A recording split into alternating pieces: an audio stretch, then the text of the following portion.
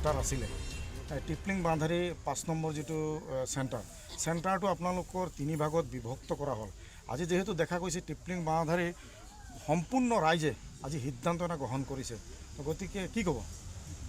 এইটো আমি এতিয়া চৰকাৰক আমি অনুৰোধ জনোৱা সত্ত্বেও একোটা সুফল নাপালোঁ আৰু আমাৰ সমষ্টি বিধায়কৰ ওচৰলৈ গৈছিলোঁ, তেখেতলোকৰো কোনো সুফল নাপালোঁ। গতিকে ৰাইজে এটা সিদ্ধান্ত লৈছে যে আগন্তুক পঞ্চায়ত নিৰ্বাচন হওক বা বিধানসভা সকলো আজি 5 নং ৱাৰ্ডৰ ৰাইজে আজি ভোট বৰ্জন কৰিম বুলি ভাবিছে। আপোনালোকে অকল পঞ্চায়ত ভোটটো বৰ্জন কৰিব, নহ'লে 26ত আকৌ নিৰ্বাচন আছে সেইটো বৰ্জন কৰিব নেকি আপোনালোকে? সেইটো কোৱা হৈছে আগতে মই যে বিধানসভা বুলি ক'লোঁ। হয়, আপোনালোকে বিধানসভা ভোটটো মানে বৰ্জন কৰিম মানে যেতিয়ালৈকে আপোনালোকৰ পঞ্চায়তটো তথা চেণ্টাৰটো ইয়াত বাহাল নাথাকে তেতিয়ালৈকে আপোনালোকে মানে গাঁৱৰ টিপলিং বান্ধাৰী গাঁৱৰ ৰাইজে মানে আপোনালোকে ভোট বৰ্জন কৰিম। ঠিক আছে, সেইটোৱে কথা। আচ্ছা, নাহাকটীয়া সমষ্টি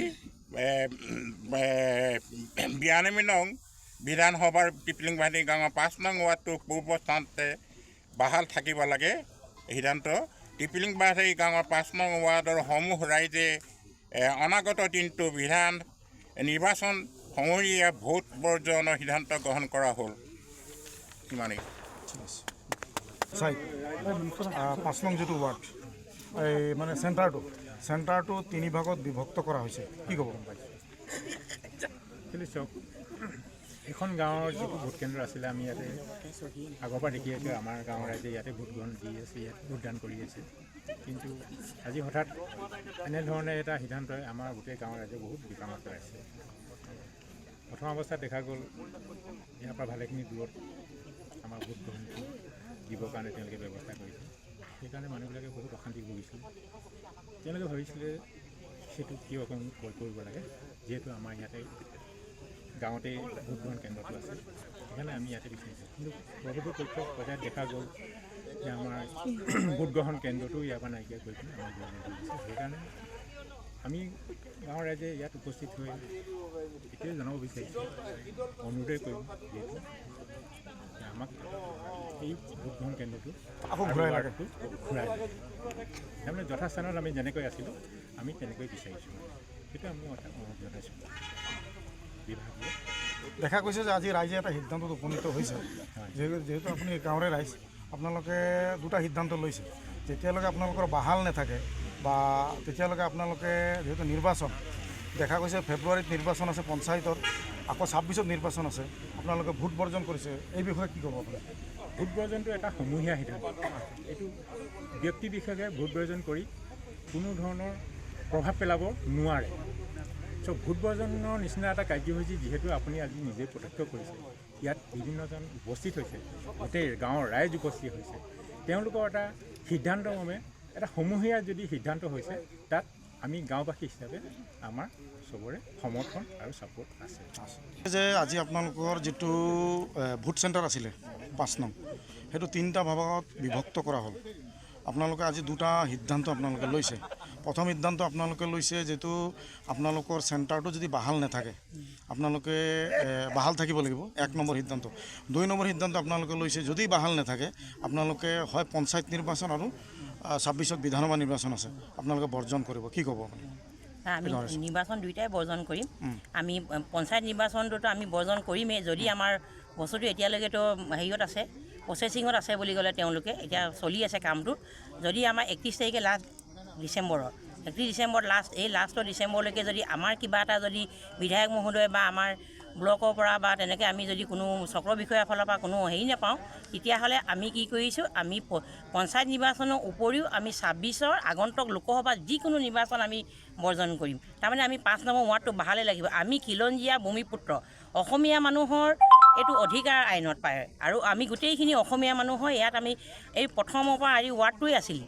আৰু এইটো 1992 চনত যেতিয়া পঞ্চায়তৰ ভাগ হৈছিল, নাহৰকটীয়াত মানে প্ৰথম ধাদুমীয়া পঞ্চায়ত আৰম্ভ হৈছিল।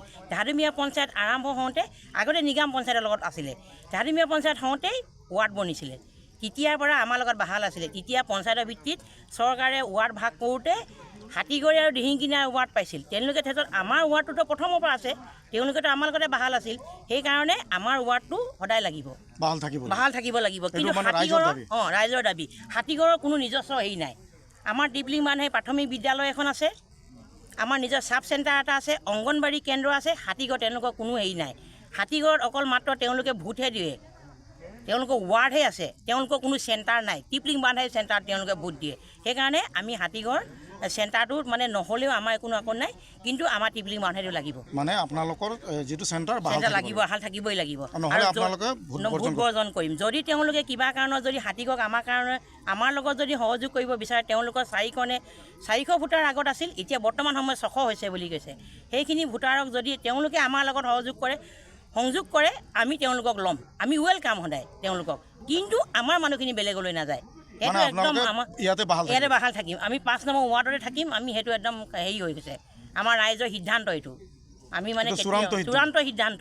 আৰু এই কথাটো মানে সম্পূৰ্ণ এটা আমাৰ মানে ৰাজনীতিক হেৰি মেৰপাকত সোমাই আমাৰ কামটো হ'ল। এইটো আমি আজি গম পালোঁ, বিধায়ক মহোদয়ে নিজে কৈ দিল। আমাৰ গাঁও প্ৰধানেও এই কথাটোৰ অৱগত নহয় বুলি ক'লে। আমি সেইদিনাখন চক্ৰ বিষয়া অফিচলৈ গৈও গম পালোঁ। তেওঁ কৈছে বোলে তেওঁলোকে হেনো হেৰি দিছে, গাঁও প্ৰধানক তেওঁলোকে হেৰি পঠিয়ায়, কি বোলে হোৱাটছআপত গ্ৰুপত পঠিয়ায়। তেওঁলোকে ক'লে বোলে গ্ৰুপত দিয়া নাই বুলি কৈছে। তেওঁ কৈছে গাঁও প্ৰধানে এই বস্তুটো আমাক নজনালে।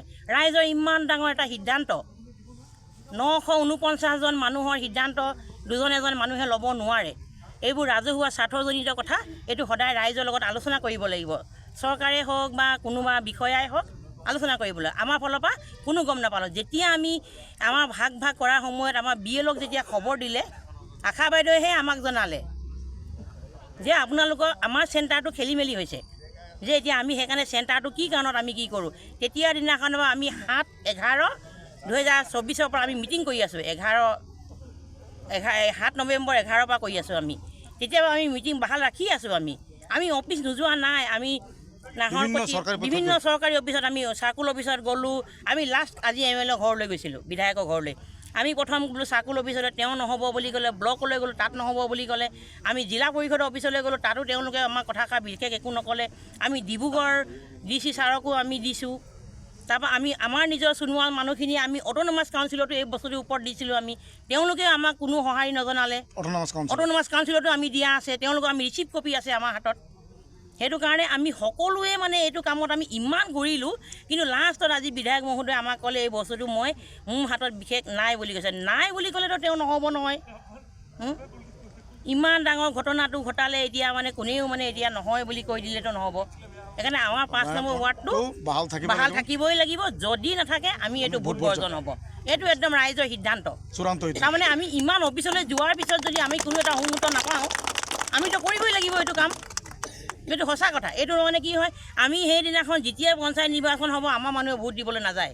আমি আৰু যদি আমি কিবা কাৰণত পাৰোঁ, আমি হাতীগড়কো এই চেণ্টাৰটো ল'বলৈ নিদিওঁ। কিন্তু টিপলিং বান্ধে এইটো নিজস্ব হেৰি হয়। স্বাধীনতা এখন আগৰে গাঁও হয়। তুমি নিজে দেখিছা, স্কুলখন 1933 চনত